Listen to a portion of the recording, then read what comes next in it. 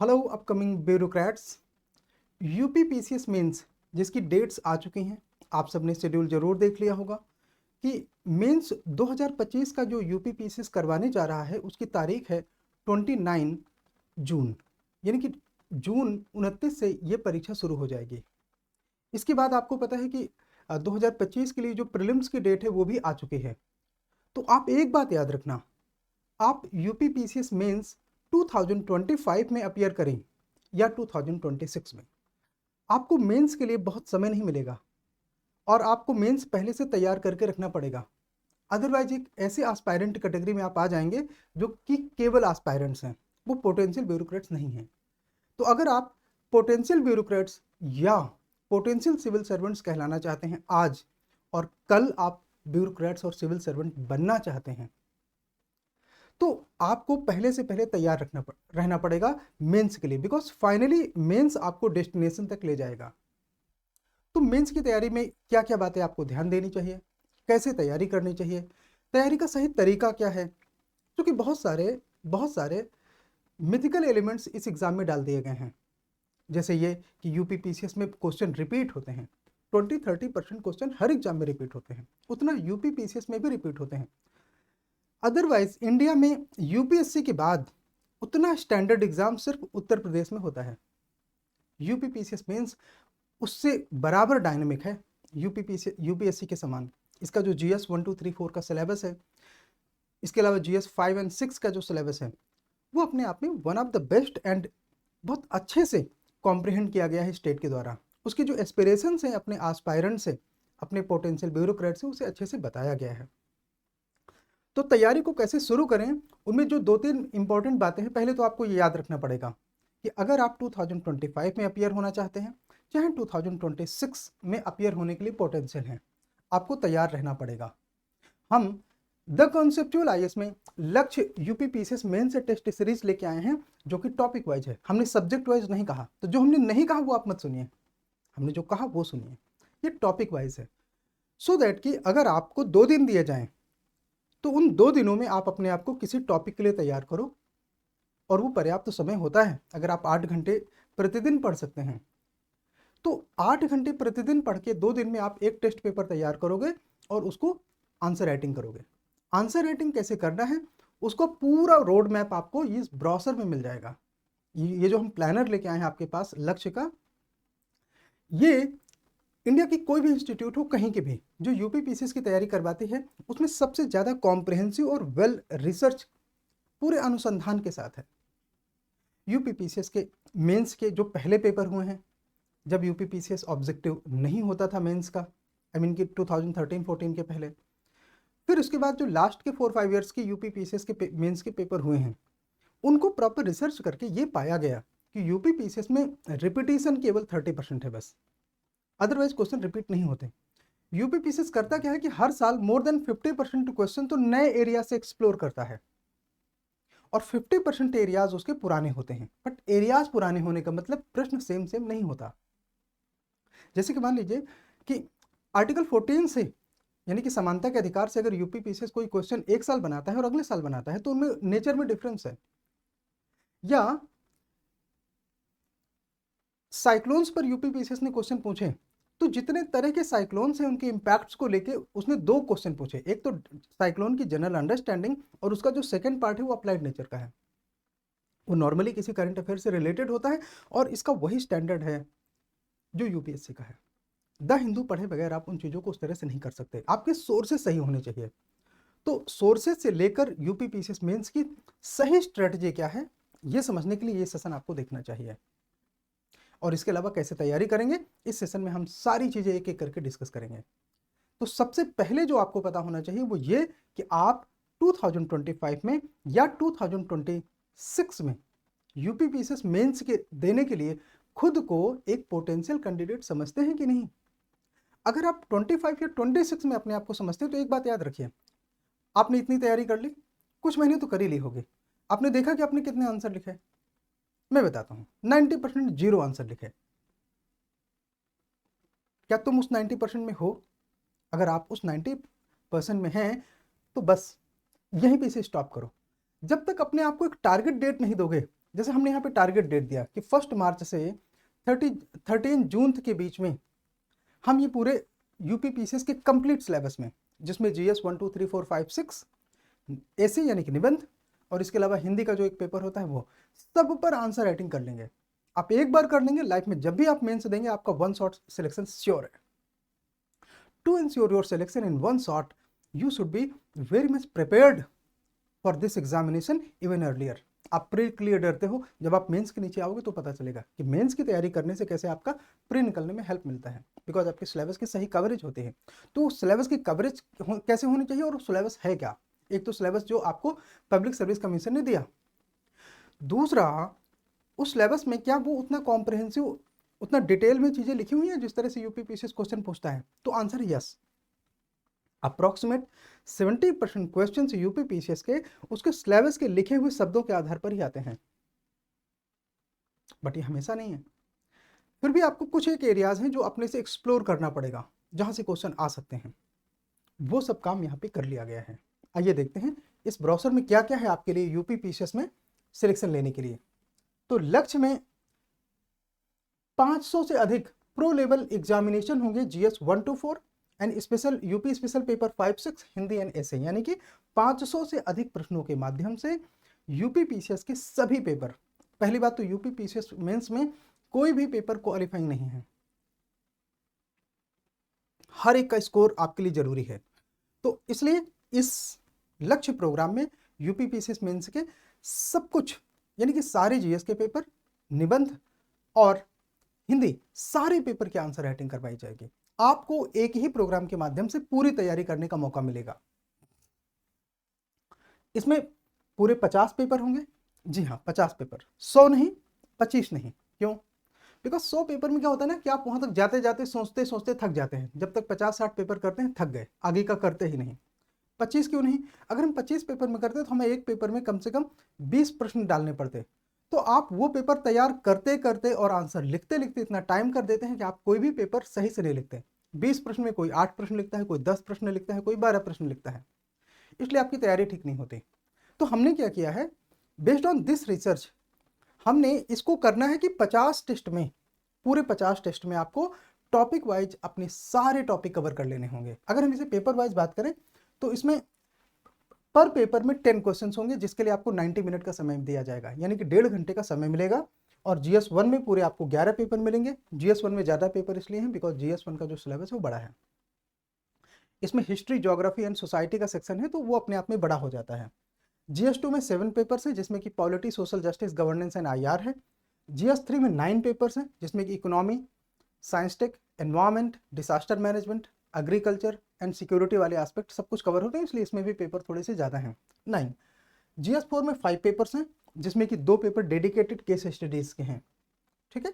And GS 5 जो कि UP special का है, इसमें 5 पेपर हैं। जीएस 6 में 5 पेपर हैं और इसके अलावा निबंध के 6 पेपर होंगे ऐसे, और हिंदी के 2 पेपर आपको दिए जाएंगे। तो इस तरह से पूरे 50 पेपर का प्लान है, जिसको अब आप देखेंगे एक एक करके। तो पीसीएस मेंस की तैयारी के लिए एक बात याद रखना, if you want to selection you should approach the conceptual IAS. कैसे?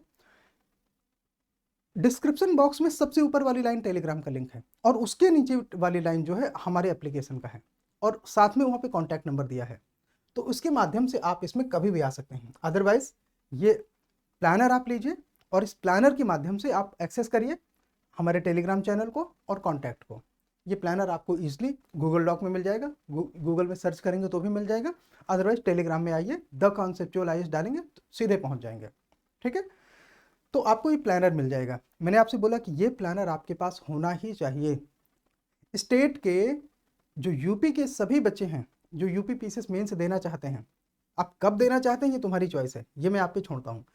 ये प्लानर आपके पास होना ही चाहिए, और ये प्लानर अपने पास होने के लिए कोई कॉस्ट नहीं लगती है।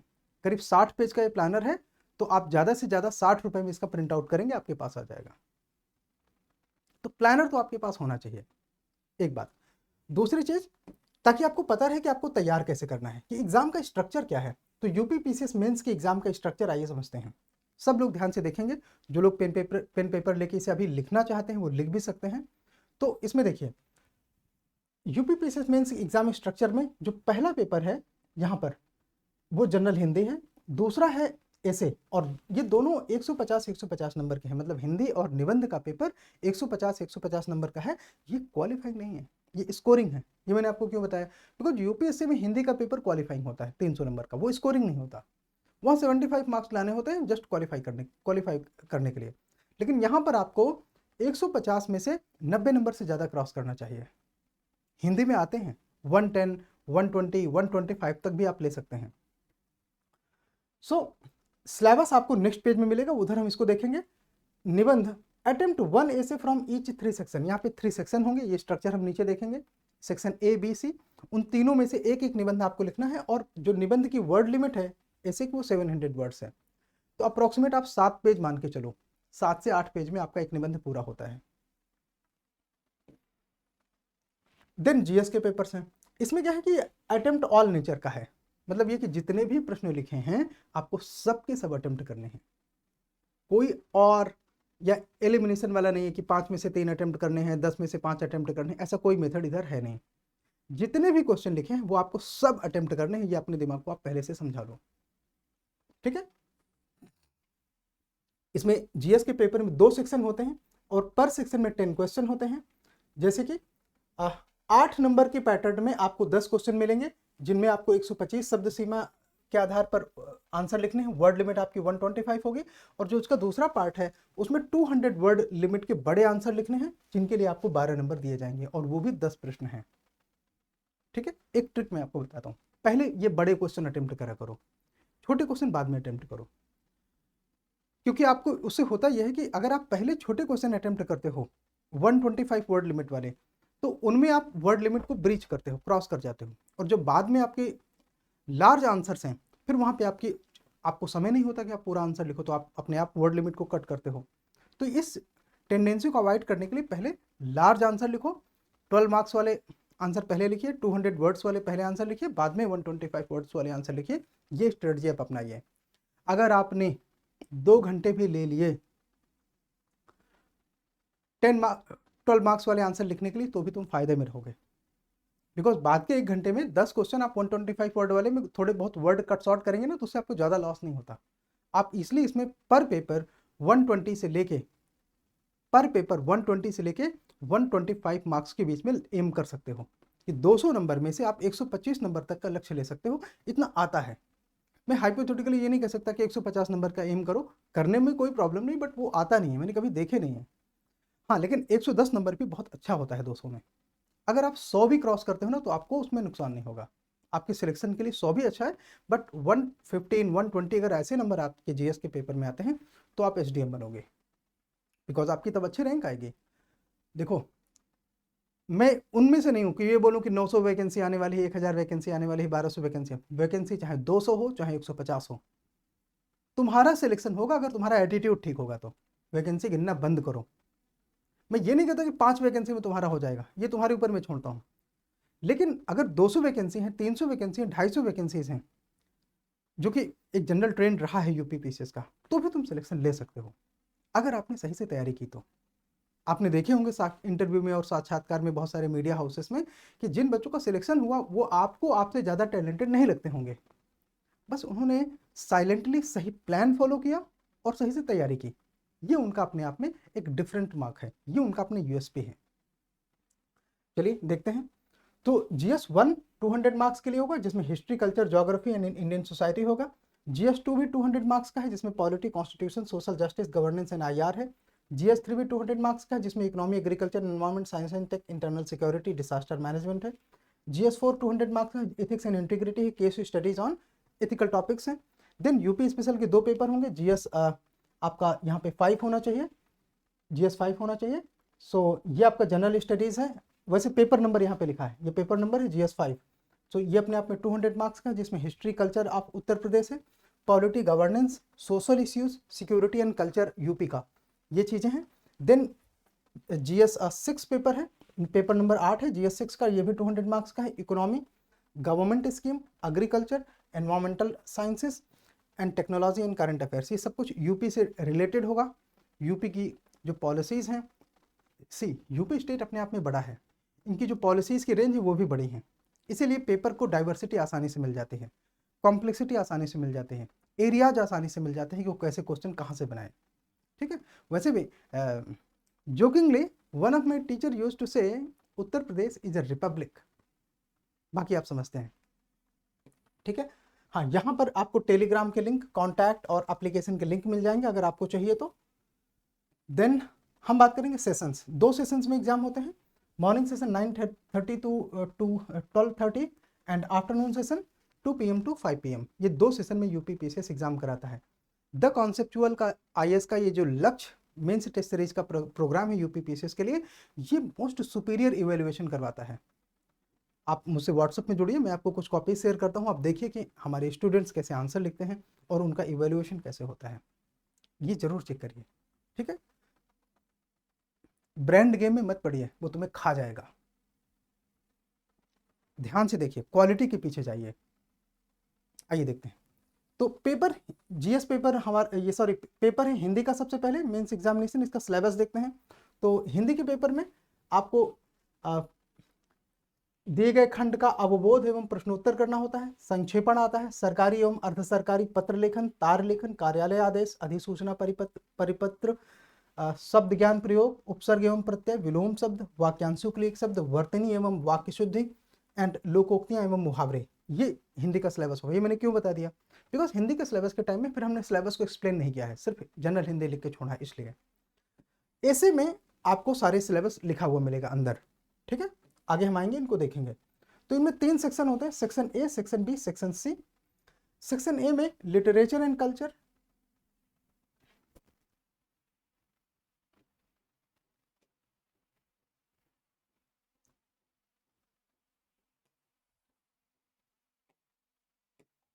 हाँ, सेक्शन ए बी सी, ये 3 सेक्शन है। और सेक्शन ए में literature and culture, social sphere and political sphere, इसमें 3 निबंध आपको आएंगे, केवल एक अटेम्प्ट करना है। ठीक। सेक्शन बी में science, environment and technology, economic sphere, agriculture, industry and trade. तो इसी तरह तीनों सेक्शन से एक एक, सेक्शन बी के जो 3 सब सेक्शन हैं उनसे एक एक क्वेश्चन, एक एक ऐसे आएंगे, और उन तीनों में से आपको सिर्फ एक इधर भी अटेम्प्ट करना है, मैंडेटरी है। तीनों सेक्शन से एक एक क्वेश्चन, एक एक ऐसे राइटिंग कंपलसरी है, वो आपको करना है। सेक्शन सी, जिसमें कि फर्स्ट है national and international events, current affairs हो गया, natural calamities, landslides, earthquake, deluge and drafts, ये सारी चीजें जो हैं होंगे नंबर 2 पर। और नंबर 3 सब सेक्शन में होगा national development programmes and projects, कोई गवर्नमेंट स्कीम हो सकते हैं इसमें। सो यहाँ भी 3 ऐसे आएंगे, 3 ऐसे में आपको 1 अटेम्प्ट करना है। ठीक है, और ये पूरा प्रोग्राम हमारा हिंदी और इंग्लिश दोनों मीडियम के बच्चों के लिए अवेलेबल है, for both medium Hindi and English. आप अपनी चॉइस के हिसाब से इसे देख सकते हैं। इसके अलावा हमारा GS1 आता है। अब GS1 का सिलेबस अप्रोक्सीमेट, मैं ये तो नहीं कहता कि exactly, but approximate 99% he UPSC के जैसा है। इसलिए मैंने बोला था कि यूपी स्टेट ऐसा स्टेट है जो यूपीएससी के बाद सबसे ज्यादा कॉम्प्रहेंसिव मेंस कराता है, डिटेल में। न राजस्थान में, न बिहार में, न मध्य प्रदेश में, न किसी प्रदेश में ऐसा मेंस नहीं होता जैसे यूपी का होता है। So it is as equal, as similar, very close to UPSC mains examination. और मैं बोलता हूँ ना कि बहुत सारे इंस्टीट्यूट्स ऐसे तैयारी करवाते हैं जैसे यूपी पीसीएस वनडे जैसा एग्जाम हो। ना आंसर राइटिंग में क्वालिटी है, ना क्वेश्चन के नेचर में क्वालिटी है, सीधे सीधे 1 लाइनर क्वेश्चन दे देते हैं। आप एक बार हमारे क्वेश्चन देखिए, क्वेश्चन पेपर्स देखिए, हमारे टेलीग्राम में टाइम पे आते हैं। कुछ पेपर हम लोग फ्रीली देते हैं, आप लोग उनको अटेम्प्ट कर सकते हैं। ठीक है, डेमो इवेल्युएशन भी हमारे यहाँ होता है। आप एक पेपर हमारा अटेम्प्ट करिए, हम आपको वो फ्री इवेल्युएशन करवा के देंगे, आपको फ्रीली चेक करवा के देंगे। ठीक, तो ये जो सिलेबस है पूरा, आप इसको देख सकते हैं। बट आई विल से कि इस सिलेबस को देखने के साथ साथ आपको देखना चाहिए जिस तरह इसका ब्रेकअप किया गया है, आपको आगे इसका ब्रेकअप मिलेगा कि ये सिलेबस को किस तरह से तोड़ते हुए, सो दैट कि आप उस तरह से तैयारी कर सकें। फॉर एग्जांपल यहाँ पे एक लाइन लिखी है, history of Indian culture will cover salient aspect of arts form, literature, architecture from ancient to modern times. कुछ समझ में आया कि किस आर्ट फॉर्म्स की बात कर रहा है, आप कहाँ से क्या पढ़ेंगे? जनरली नहीं, मोटा मोटा ऊपर ऊपर समझ में आ गया, बट उससे काम नहीं होता। जिस तरह के क्वेश्चन आते हैं ना, उन क्वेश्चन के बिहाफ पर सिलेबस का जो फिल्टर आउट किया जाता है, जब तक तुम उस तरह देखोगे नहीं तब तक तुम उस तरह पढ़ोगे नहीं, और जब तक आप उस तरह पढ़ोगे नहीं तब तक आप उसे तैयारी नहीं करोगे। तैयारी नहीं करोगे तो सिलेक्शन नहीं होगा। सिलेबस पढ़ते रहो, बुक्स पढ़ते रहो विदाउट सिलेक्शन।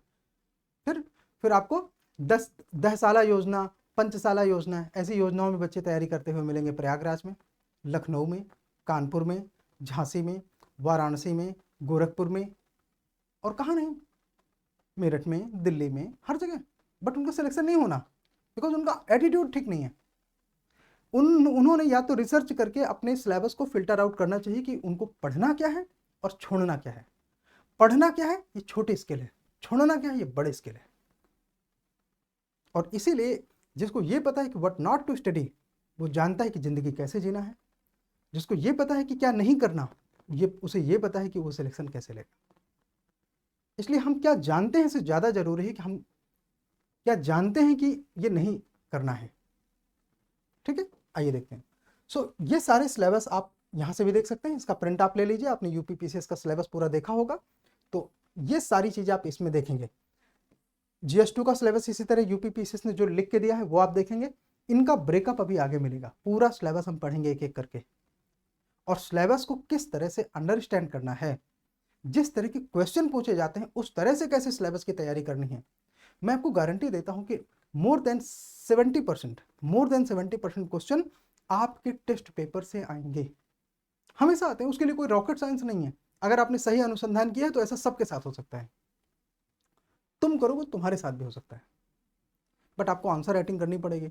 आंसर राइटिंग में इंट्रोडक्शन कैसे लिखें, इंट्रोडक्शन को किस तरह से अलग अलग सब्जेक्ट नेचर के अकॉर्डिंग चेंज करें, किस टाइप की इंट्रोडक्शन किस टाइप के टॉपिक के साथ ज़्यादा अच्छे मैच करते हैं, ये सब कैसे पता चलेगा। इंट्रोडक्शन के साथ मेन पार्ट को, मेन बॉडी को कैसे डिवाइड करें, मेन बॉडी के कैसे डिफरेंट पार्ट्स होते हैं जो क्वेश्चन की आस्किंग के अकॉर्डिंग लिखे जाने चाहिए, उनको किस पार्ट में हाईलाइट करें, क्वेश्चन के प्रोपोर्शन के हिसाब से अपने आंसर का प्रोपोर्शन किस तरह से वेट आउट करें, किस तरह से अपने उत्तर को छोटे छोटे भागों में तोड़ें और किस भाग में कितने वर्ड लिखने, ये आपको कैसे पता चलेगा। इसके लिए आंसर राइटिंग तो करना पड़ेगा, अदरवाइज तुम अपने मेंस को एक अनुभव बना दोगे। And I always say do not make your attempt as an experience, just try to get selected, not to get experience. अपने अटेम्प्ट को अनुभव मत बनाएं, अपने अटेम्प्ट को अनुभव मत बनाएं, लक्ष्य के साथ जुड़ें और सिलेक्शन, ये याद रखना। ठीक है, तो ये GS2 है, देन GS3, एंड ये GS3 यहाँ से शुरू होता है। GS3 का सिलेबस कवर होगा, इसके बाद आएगा GS3 ही अभी चल रहा है। यूपीपीएससी ने बड़ा सा सिलेबस बनाया है। देन GS4 का सिलेबस है जो यूपीपीएससी ने प्रिंट करके दिया है। This is 99% equal to UPSC. I do not find a single word different. GS4 में डिफरेंस नहीं है, GS3 और GS2 में थोड़े थोड़े डिफरेंस मिलते हैं, GS1 में भी थोड़ा सा डिफरेंस मिलता है। GS1 में ज्योग्राफी वाले सेक्शन में थोड़ा डिफरेंस है। यूपीएससी के ज्योग्राफी का सिलेबस है, यूपीपीसीएस के ज्योग्राफी का सिलेबस थोड़ा छोटा है। ठीक है, देन GS5 का अच्छे से सिलेबस दिया हुआ है, हम इसको एज इट इज फॉलो करेंगे आगे। ठीक है, then it comes to GS6 UP special, and here is GS6। GS6 का भी सिलेबस अपने आप में काफ़ी बड़ा है। सब कुछ हम आगे देखेंगे, इसलिए आप चिंता नहीं करेंगे, एक एक करके देखेंगे।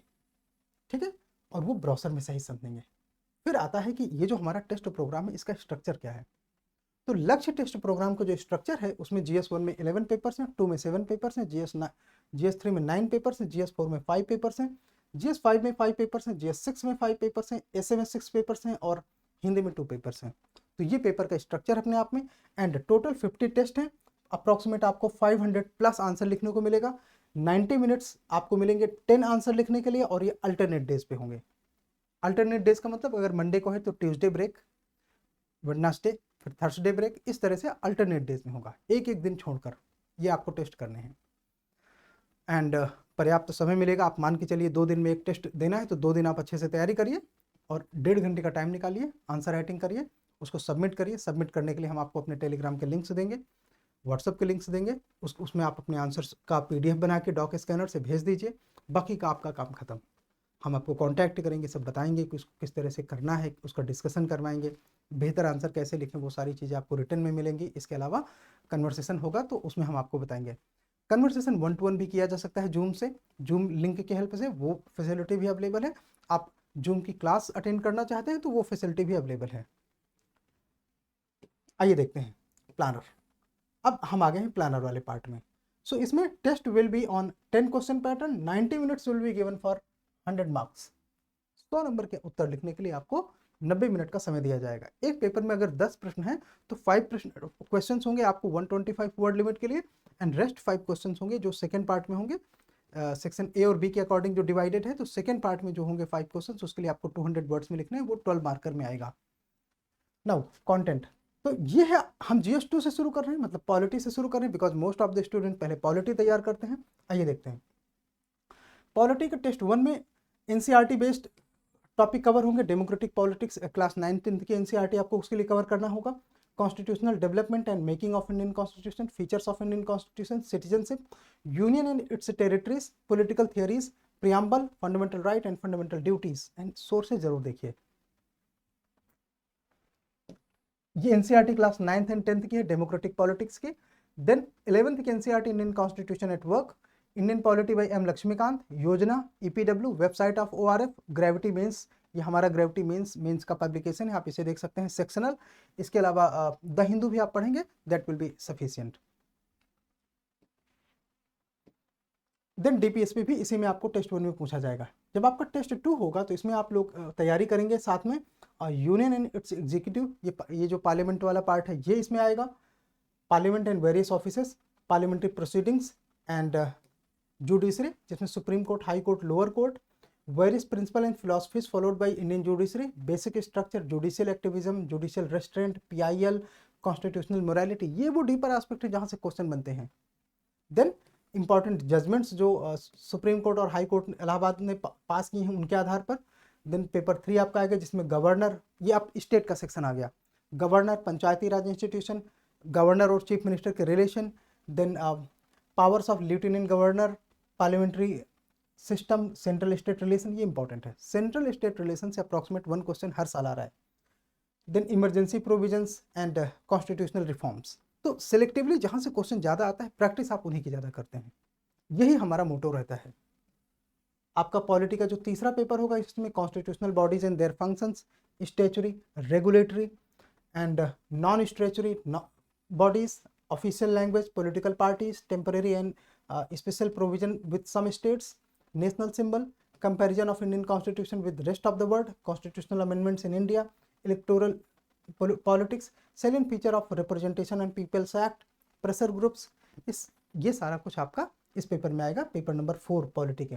पेपर नंबर 5 जो पॉलिटी का है वो IR से रिलेटेड है, और इसमें India and it's neighbourhood relation, bilateral, regional and global groupings, agreement involving India and its affecting India's interest, effect of policies and politics of developed and developing countries on India's interest in diaspora।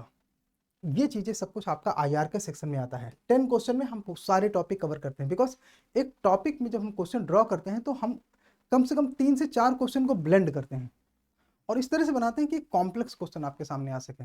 अगर आपने हमारे question में 12 में से 6 marks ले लिए तो UPPCS आपको 12 में से कम 9 मार्क्स देगा।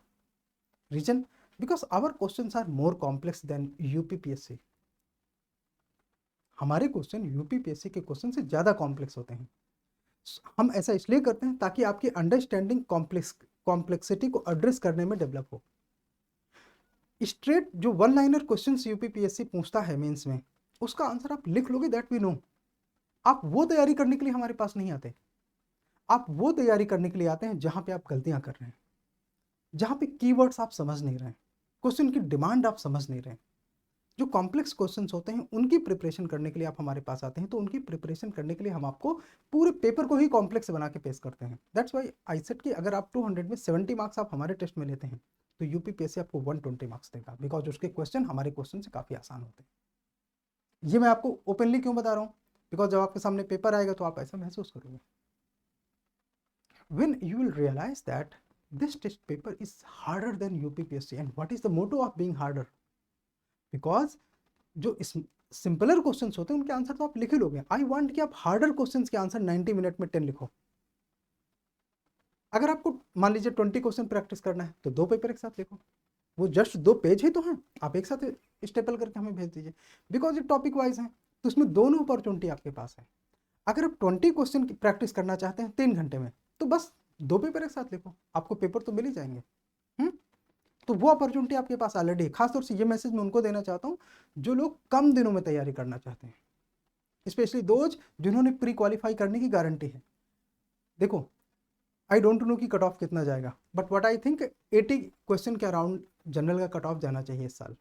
पेपर काफ़ी टफ था, इसलिए 80 क्वेश्चन जिसका स्कोर हो रहा है नेट 80 माइनस मार्किंग एडजस्ट करने के बाद, अकॉर्डिंग टू मी वो मेंस देगा। बट ये 78 भी हो सकता है, ये 82 भी हो सकता है, प्लस माइनस 1-2 का क्या कहा जाए, ये उससे भी ऊपर नीचे प्लस माइनस हो सकता है। लेट्स से कि वैकेंसी केवल 200 है तो 85 भी हो सकता है। दैट हम ये नहीं कह सकते कि ऐसा नहीं होगा, बिकॉज देखो जितने लोग हाइपोथेटिकली इस तरह गेस करते हैं ना, कभी आप अपने गेस को एक चार्ट में रखना, आप पाएंगे कि 50% टाइम आप रॉन्ग हैं।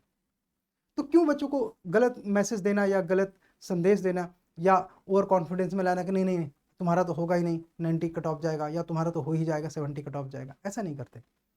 That's why I said we don't know exactly cut off कितना जाएगा, बट आई थिंक कि 80 के आसपास जाएगा, 80 क्वेश्चंस। देन आपका सोशल जस्टिस का नेक्स्ट पेपर है पॉलिटी का। इसमें हम government policies, interventions, development process and development of industry, NGO, SHG, ये सारा डोनर, चैरिटीज, देखो आप उसको जब बारीकी से देखोगे ना तो आपको पता चलता है कि अच्छा ये शब्द इसलिए लिखे गए हैं बिकॉज यूपी पीसीएस ने इनसे पहले क्वेश्चंस पूछे हैं, यूपी पीसीएस ने पहले इनसे क्वेश्चंस पूछे इसलिए ये टर्म्स यहाँ डाले गए हैं।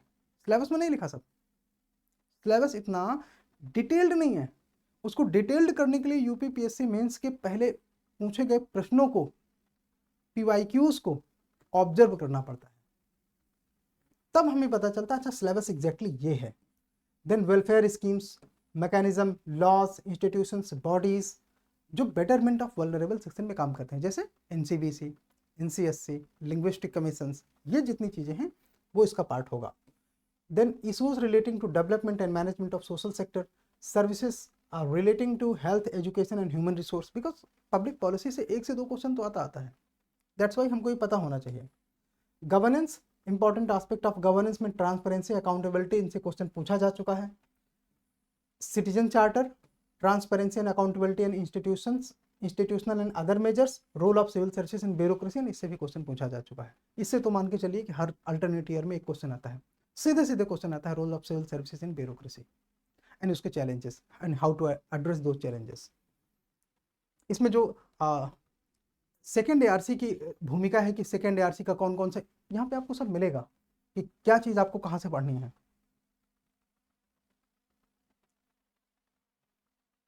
ये सेकेंड एआरसी में रिपोर्ट नंबर 1, 3, 4, 6, 9, 10, 11, 12 ये पढ़ना है।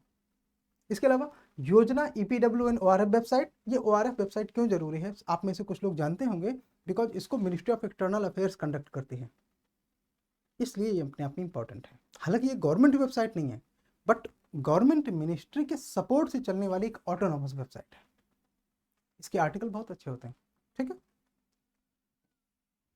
एंड इसमें जो आर्टिकल्स आते हैं उनसे यूपीएससी में भी क्वेश्चन बनते हैं एंड अदर स्टेट एग्जाम्स में भी क्वेश्चन बनते हैं, स्पेशली यूपीपीएससी। देन हमारा हिस्ट्री का सेक्शन शुरू होता है जो कि जीएस 1 है। सबसे पहले हम बात करते हैं एंशिएंट इंडिया की, तो Indus valley civilization, Vedic period, later Vedic and their culture, literature and Upanishads. Then Buddhism and Jainism, their literature. Social and cultural aspect of foreign invasion in India, इससे एक क्वेश्चन पहले पूछा जा चुका है। Mauryan period and administration, post Mauryan period, Gupta and post Gupta, temple architecture वगैरह यहाँ सब इंपॉर्टेंट हो जाता है। Economy and social change under Gupta and post Gupta. Temple architecture की हमने बात की up to 8th century, because that is the line demarcated by ancient and medieval.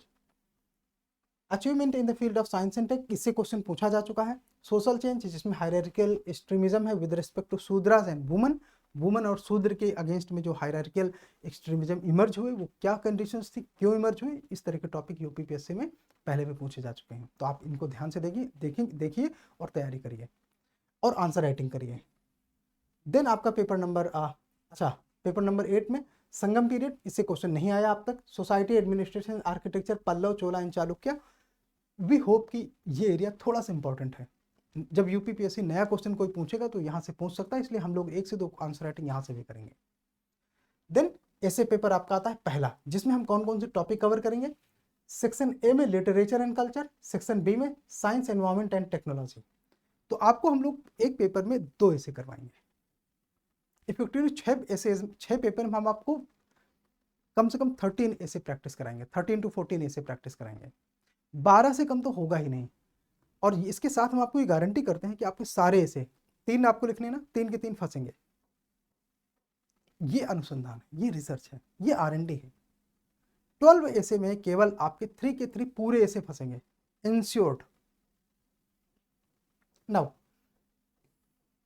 आपका जीएस का अगला पेपर होता है जीएस 1 में मिडाइवल इंडिया एंड कल्चर, जिसमें bhakti and Sufi movement, administration, economy, architecture, literature under Vijayanagara and provincial kingdom, ये topic होगा।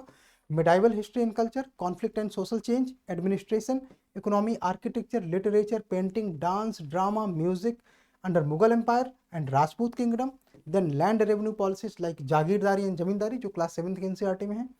Agricultural reform, technology, coinage, urbanization during medieval period, literature and account of travelogues during जो यात्री India में आए, ट्रैवलॉग्स वो लोग होते हैं मिडाइवल, जैसे टर्वेनियर, बर्नियर, ये लोग मनुसी, मिडाइवल पीरियड में जो लोग आए, और जो कंडीशन ऑफ वुमेन के बारे में उस समय के जो भी टेक्स्ट हैं वो। देन राइज ऑफ रीजनल सत्रपास, इससे रिलेटेड जो भी टॉपिक होंगे उनको हम करेंगे। एक चीज और देखना है आपको, ऐसे का सोर्स क्या है। ऐसे का सोर्स है द हिंदू, आपको लखनऊ एडिशन फॉलो करना चाहिए। वाई? बिकॉज लखनऊ एडिशन में आप यूपी स्पेसिफिक एग्जाम्पल्स पा सकते हैं, इसलिए आपको यूपी पीसीएस मेंस अगर आप देने के लिए तैयार हो रहे हैं तो आपको Lucknow edition of the Hindu follow करना चाहिए। Then Yojana, Kurukshetra, EPW, ORF, gravity mains, इतना करोगे काफ़ी हो जाएगा। आपको अपने जो सोर्सेज है ना उनको बढ़ाने नहीं है, उनको निचोड़ना है, बस बढ़ाने नहीं है, ज़्यादा निचोड़ना है। आप लोगों ने गन्ने का जूस पिया होगा, आप लोग देखते हैं कि शुगर को इनको कितना निचोड़ते हैं शुगर जूस फिल्टर आउट करने के लिए। उसी तरह तुम्हें कम सोर्सेस को, कम किताबों को ऐसे निचोड़ना है कि उसमें तुम ज़्यादा से ज़्यादा मटेरियल को फिल्टर आउट कर सको, ज़्यादा से ज़्यादा उसकी मलाई निकाल सको, ज़्यादा से ज़्यादा उसका जूस निकाल सको। इसलिए हिस्ट्री के सोर्स क्या है थोड़ा सा देख लेते हैं। तो हिस्ट्री में थीम्स इन इंडियन हिस्ट्री, ये अपने आप में क्लास 12th की है। Old NCERT, medieval India, Satish Chandra की। सीसीआरटी, ये आप पूरा करोगे तो अच्छा होगा। सीसीआरटी आर्ट एंड कल्चर का सोर्स है, बहुत अच्छा सोर्स है, यूपीएससी में लोग पढ़ते हैं, यूपी पीसीएस के लिए भी रिलेवेंट है। इसमें अच्छे डेटा आपको मिलते हैं, अच्छे फैक्ट मिलते हैं, अच्छे एग्जाम्पल्स मिलते हैं। See if you want to create difference ना, तो थोड़ा सा डिफरेंस आपको एक्सेप्ट करना पड़ेगा। द मोमेंट यू एक्सेप्ट कि मुझे टॉप रैंक लानी है, मुझे अंडर 20 रैंक लानी है, मुझे एसडीएम ही बनना है, बिकॉज आपको भी पता है जनरल कैंडिडेट है, अगर 20-30 से ज़्यादा रैंक निकल गई तो नहीं मिलेगा एसडीएम।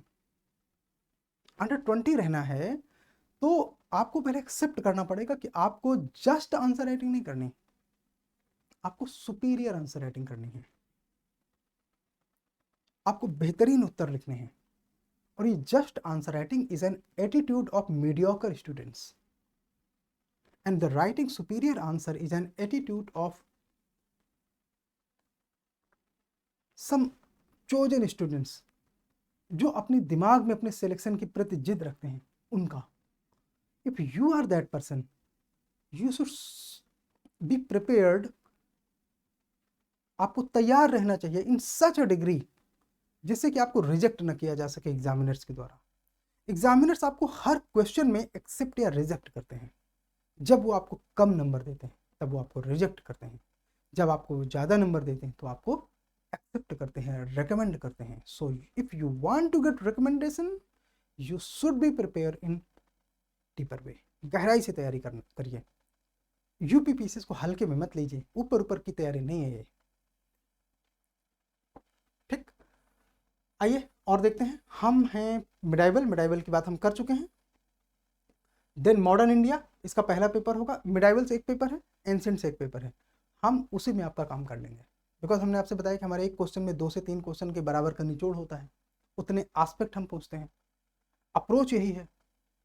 तो जब आप 10 क्वेश्चन लिखते हो तो अराउंड 25 से 28 क्वेश्चन के बराबर आपकी आंसर राइटिंग हो जाती है।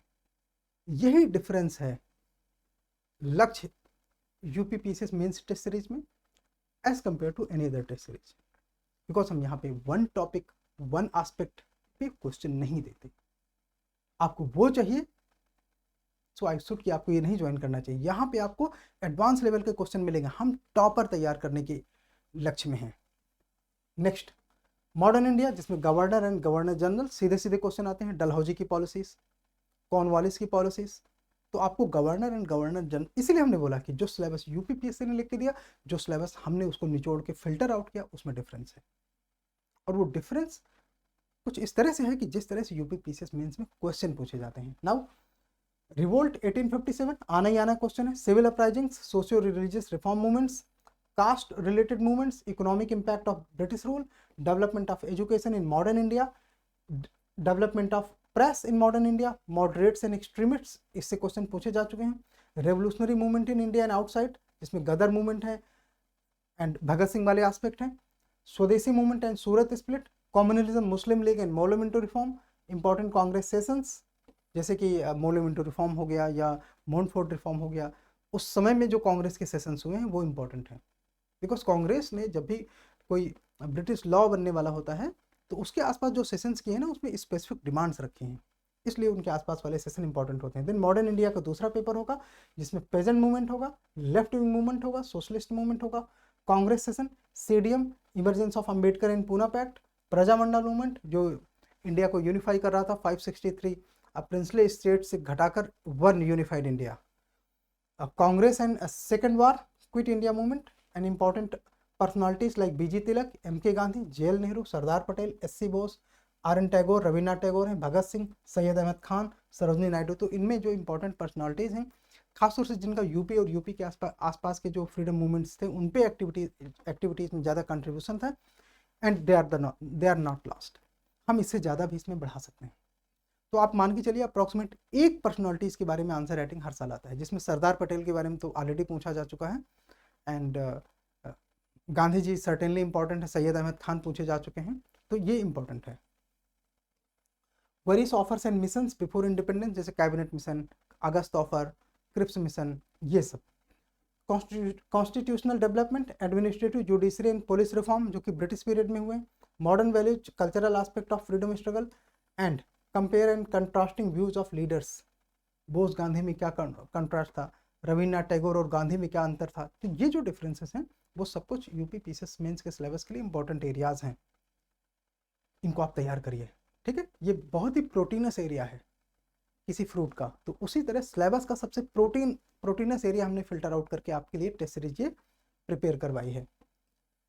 देन 13 टेस्ट पेपर है, जिसमें हम पोस्ट इंडिपेंडेंस की बात करेंगे और वर्ल्ड हिस्ट्री की बात करेंगे। वर्ल्ड हिस्ट्री में जैसे नाजिज्म है, फासिज्म है, कम्युनलिज्म है, सोशलिज्म है, कैपिटलिज्म है, इससे रिलेटेड क्वेश्चन यूपीपीसीएस में कई बार आ चुके हैं, तो हम लोग उसको ध्यान में रखते हुए तैयारी करेंगे।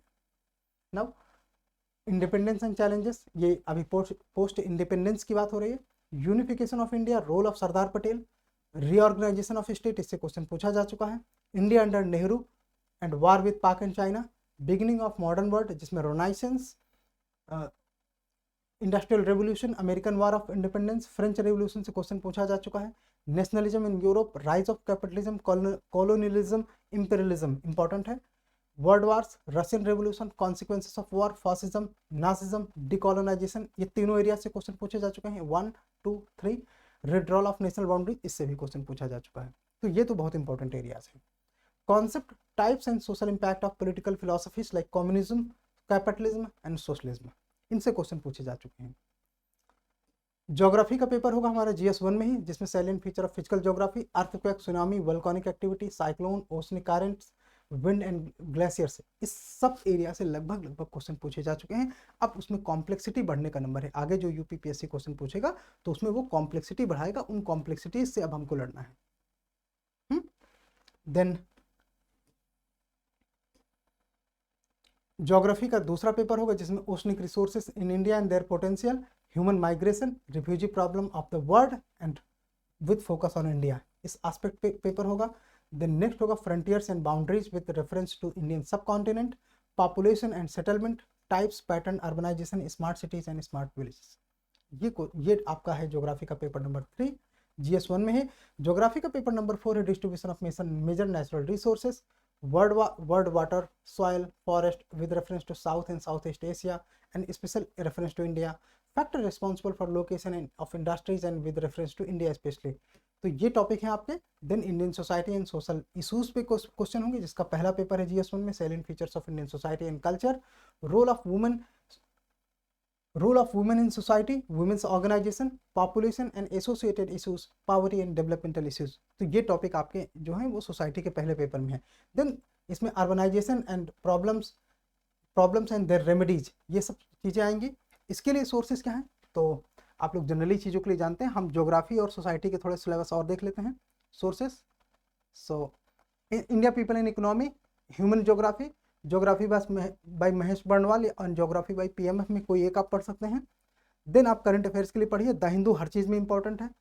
एंड सोसाइटी में अंडरस्टैंडिंग सोसाइटी क्लास 11th की NCERT है, NCERT Indian society class 12th, NCERT social change and development class 12th, social problems in India by Ram Ahuja, society lectures by the conceptual IAS, इसमें फ्री लेक्चर आपको society के मिलते हैं, आप उधर जाके इसको तैयार कर सकते हैं। द हिंदू, ठीक है। तो ये सोर्सेज आपको सोसाइटी के लिए फॉलो करने हैं। मैंने सोसाइटी के सोर्सेज क्यों बताया, बिकॉज जिससे आपको 6 से 7 क्वेश्चन तो UP PCS में आता ही आता है। आप सोचते हैं ये आपको आता है और आपको नंबर नहीं मिलते क्योंकि आपने तैयारी नहीं की। जो हमारा परसेप्शन है कि ना हमें ये आता है, उसमें हमें टेस्ट जरूर लिखना चाहिए, तो हमें पता चलता है कि हमारा परसेप्शन हमारे बारे में कितना उचित है या उचित नहीं है। देन आपका दूसरा एसे का पेपर आएगा,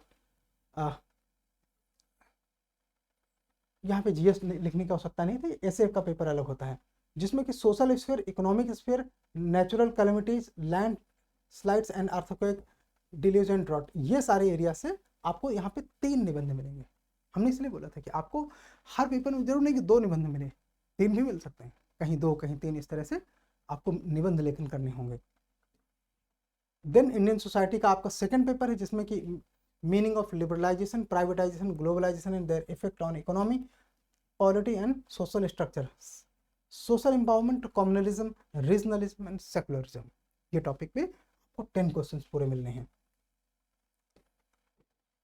देन आप इकोनॉमी का यानी कि GS3 शुरू होगा, जिसमें introduction to Indian economy, national income GDP, alternatives of GDP, sustainable economic development, economic theories, concept and micro economy, RBI, money and banking, inflation, financial market, government budgeting, fiscal management, debt and deficit, taxation. ये आपका paper number है 21 और GS3 का पहला paper है। Then GS3 का दूसरा paper economy का ओवरऑल पेपर नंबर 22 है, external sector, balance of payment, foreign investment and international organisations, जो आप यहाँ पे देख सकते हैं, WTO, IMF, world bank, ADB, AIIB, APEC, G20, BRICS, SCO and many more.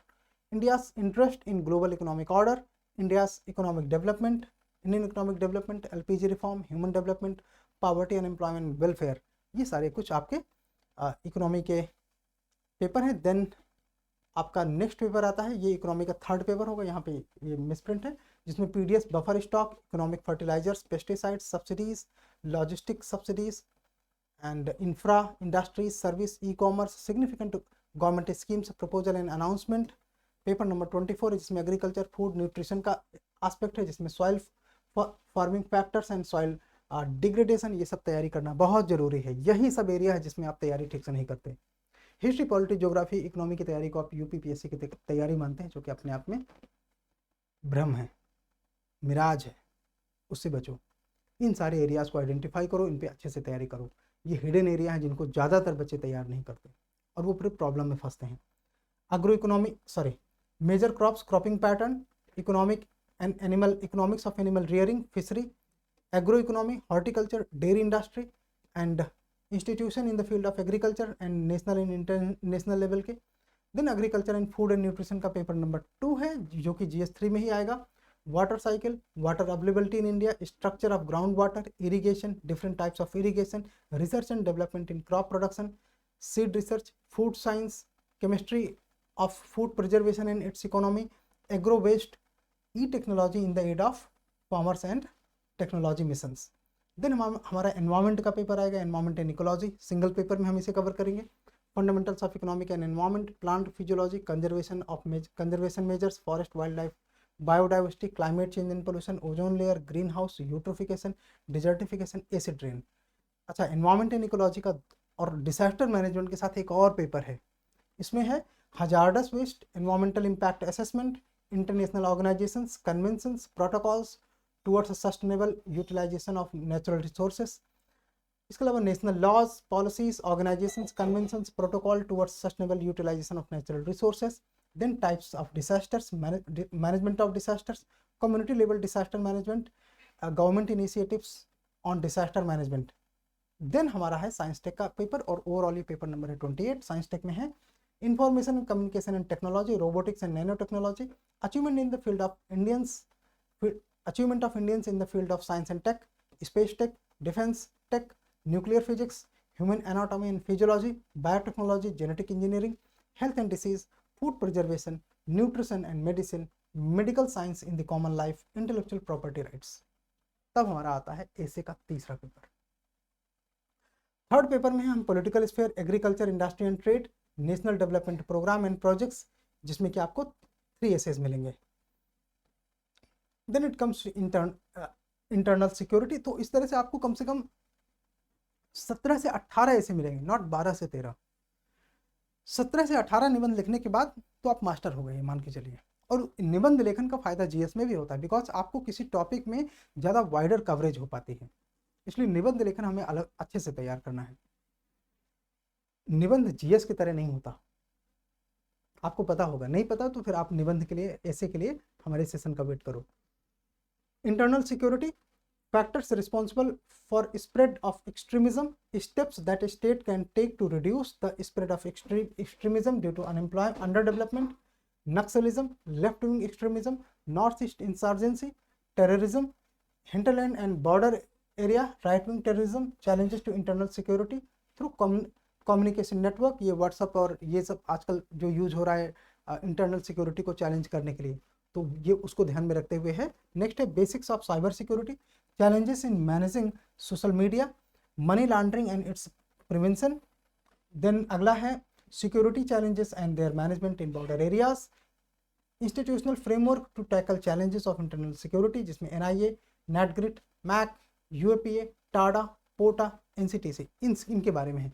तो बिकॉज इनसे क्वेश्चन आते हैं तो आपको इनके बारे में थोड़ी थोड़ी तैयारी रखनी पड़ेगी, कैसे काम करते हैं, क्या काम करते हैं, पहले की क्या हिस्ट्री रही है, उसके आधार पर आप थोड़ी तैयारी करोगे तो बेहतर रहेगा। Okay, linkage of organized crime with terrorism, various security forces, agencies, their mandate, Central Armed Police Force, Central Paramilitary Police Force Security, and intelligence agencies like IB, RAW, RNDW। ठीक है, तो ये अपने आप में इंपॉर्टेंट हो जाता है। देन है ethics and integrity, ethics and human interface, essence and determinants of and consequences of ethics in human actions, dimensions of ethics। then दूसरा है ethics in private and public relationship, human values, lessons from the lives and teachings of great leaders, reformers and administration, role of family in society, attitude, moral and political attitude, social influence and persuasion, सब कुछ तो है। जितना comprehensively wide तरीके से आप किसी topic को तैयार करते हो, उतना कम रिस्क में होते हो मेंस के टाइम में एग्जामिनेशन हॉल में, और सिलेक्शन के लिए उतने ही ज़्यादा तुम पोटेंशियल कैंडिडेट बनते हो। तो आप कितना तैयार हैं ये आपको इंश्योर करना है, आपको कैसे तैयार करना है ये हम इंश्योर करेंगे। ठीक है, 32 पेपर नंबर है एथिक्स का, जिसमें एप्टीट्यूड, फाउंडेशन ऑफ वैल्यू, ये सारी चीज़ें हैं। एंड इमोशनल इंटेलिजेंस है, कॉन्ट्रीब्यूशन ऑफ मोरल थिंकर्स है, मोरल थिंकर्स फ्रॉम इंडिया है, ये वर्ड का है, ये इंडिया का है moral thinkers. Then ethics and integrity का नेक्स्ट पेपर है third, public service values, ethics in public administration, government and private institution, laws, rules and regulation, ये सब कुछ आप आराम से देख सकते हैं, एक एक करके सारे टॉपिक कवर किए जाते हैं। Then case study based 2 paper हैं, पेपर नंबर 34 एंड 35, जो कि एथिक्स का है, paper number 4 and 5। Source, ethics का एक बार सोर्सेज देख लो यहाँ पे, इसमें हमको ethics and integrity aptitude bye D के बालाजी पढ़ना है, एआरसी रिपोर्ट पढ़ना है, 1 2 3 4 5 6 7 8 9 चैप्टर्स, एंड ग्रेविटी मीन्स इतना काफ़ी है। द हिंदू योजना, इनसे एथिक्स के लिए हम एग्जाम्पल मिल जाते हैं। And probity in governance, transparency, ये सब कुछ आप एथिक्स के टॉपिक जानते हैं। तो आगे बढ़ेंगे। अब हम आ गए हैं ऐसे पेपर 4 पे, जिसमें कि section A, section B, section C, अब इसमें वैरायटीज आपकी बढ़ती चली जा रही हैं, सो दैट कि हम कवरेज आपकी बढ़ा सकें। इसलिए थोड़ा सा आपको हम फंसाने की कोशिश करेंगे कि आप उसको कितना तैयार कर पाते हैं, कैसे तैयार कर पाते हैं। तो जब आपको ज़्यादा एरिया मिलेगा तैयार करने में और फिर पेपर देने को मिलेगा, तो थोड़ा सा आपके फंसने के चांस होंगे। तब आप कैसा परफॉर्म करते हैं हमें देखना है, ठीक है। यूपी स्पेशल शुरू होता है पेपर नंबर 5 से, जिसमें यूपी की history, architecture, contribution of UP in 1857, revolt, eminent figure and personalities. Then UP का paper number, UP special paper number 5 का, GS 5 का पेपर नंबर 2 है, जिसमें rural urban and tribal issues हैं, फेस्टिवल, म्यूजिक या आर्ट एंड कल्चर वाला aspect है, political system UP में कैसे काम करता है, public service commission, audit, advocate general, high court, ये सारी चीज़ें हैं। देन GS 5 का पेपर नंबर 3 है, special state selection criteria, official language, consolidation of fund, contingency fund, political parties. ये जो लक्ष्मीकांत वाली पॉलिटी है ना, उससे काफ़ी एसोसिएटेड है और वहीं से इसके सब कुछ तैयार करना है। Panchayati raj, public policy, e governance, digital policy, land reform. Then हमारा यूपी का GS 5 का पेपर नंबर 4 है, issue related to security, linkage between development of extremism, role of extremism, network, media, social networking, basic rules of cyber security, money laundering and prevention, various security forces, security challenges, law and order, medical and health issues, state education system, contribution of UP in development of India, सारी चीज़ें हैं। Then हमारा paper 5 का पांचवा और last paper है paper 5 का, इसके बाद पेपर 6 शुरू होगा। एंड ये ओवरऑल पेपर नंबर है 41। हर पेपर में आपको 10 प्रश्नों के उत्तर लिखने हैं।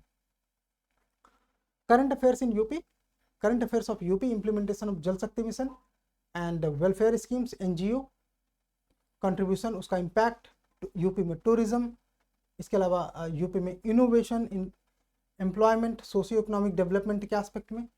देन हमारा पेपर शुरू होता है GS 6 और इसका पहला पेपर है, जिसमें हम overview of economy of UP करते हैं, उसके मेन फीचर्स, बजट, इसके अलावा यूपी के जो रिसोर्सेस हैं, इंफ्रा, उसके बारे में, trade and commerce, industries, transport network in UP, government schemes and projects.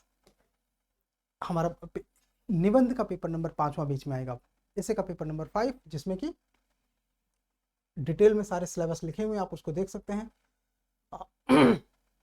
UP special का पेपर नंबर 6 का है, पेपर नंबर GS 6 का पेपर नंबर 2 है, जिसमें इन्वेस्टमेंट है, इसके अलावा involvement of public private partnership है, public finance, fiscal policy, tax, economic reform, ODOP, सब कुछ है। देखो, चूंकि यूपी ने पूरे UPSC के सिलेबस के जैसे अपने आप को कैटेगराइज कर लिया है, इसलिए यूपी स्पेशल तैयार करना अब एक चुनौती है। इसको अच्छे से तैयार करें। आपके लिए चुनौती हो सकती है कि हम कहाँ से क्या पढ़ें। एक तरीका है कि मोटी मोटी किताबें आप उसके लिए भी खरीद लो और उनको अपने सेल्फ में सजा लो। ऐसे पढ़ाई नहीं होती। मेंस के लिए तैयारी करनी है ना, आप ये टेस्ट में आओ, इसमें आपको सब बताया जाएगा कि क्या कैसे तैयार करना है और फिर आप उसके हिसाब से आंसर राइटिंग करो, सिलेक्शन लो। मोटी मोटी किताबें पढ़ना ये सब बुजुर्गों का काम है। आप उधर जब बुढ़ापा आ जाए ना, तब आराम से घर में बैठ के मोटी मोटी धार्मिक किताबें पढ़ना। क्यों अभी इतनी किताबों के पीछे भाग रहे हो? सिलेक्टिवली तैयारी करोगे तो सिलेक्शन हो जाएगा। मोटी मोटी किताबों के पीछे मत भागो, ये तुम्हारे अटेम्प्ट को बर्बाद कर देंगे, तुमको बूढ़ा बना देंगे। नाउ हम आते हैं paper UP special GS 6 paper number 3 में, जिसमें ज्योग्राफी है, एग्रीकल्चर है, वेरियस डेवलपमेंटल एस्पेक्ट है, डेमोग्राफी, कॉमर्शलाइजेशन ऑफ एग्रीकल्चर है, एग्रो एंड सोशल फॉरेस्ट्री है, नेशनल पार्क, वाइल्ड लाइफ है, नेचुरल रिसोर्सेज है, हैबिटेट एंड इकोसिस्टम है, यूपी की न्यू फॉरेस्ट पॉलिसी है। इसके अलावा यूपी स्पेशल का पेपर नंबर 5 है GS 6 का, जिसमें climate change, pollution, science and tech, agriculture, aquaculture, entire syllabus. अच्छा, यहाँ से आपके GS 6 के सारे पेपर खत्म हो गए। 5 पेपर थे, खत्म हो गए। देन हमारा आता है general Hindi paper number 1, general Hindi paper number 2 और निबंध का 6वां पेपर। तो जनरल हिंदी पेपर 1 में एंटायर सिलेबस ऑफ हिंदी जो हमने ऊपर डिस्कस किया था, इसीलिए हमने हिंदी का सिलेबस ऊपर डिस्कस कर लिया था। वो पत्र लेखन, तार लेखन, नोटिफिकेशन कैसे लिखा जाता है, ऑफिशियल लेटर्स कैसे लिखे जाते हैं, वो सारी चीज़ें। देन आपके पास हिंदी के 1-2 हो गए और निबंध का लास्ट पेपर हो गया। तो इस तरह से आपको इस सारी चीज़ें तैयार करनी है, ठीक है। तो इस सेशन में अभी इतना ही। आप इसको जोड़ने के लिए 2-3 चीज़ों का आप काम कर सकते हैं। पहला, टेलीग्राम चैनल जिसका डिस्क्रिप्शन में आपको अभी लिंक दिखाई देता है। दूसरा, कॉन्टैक्ट नंबर,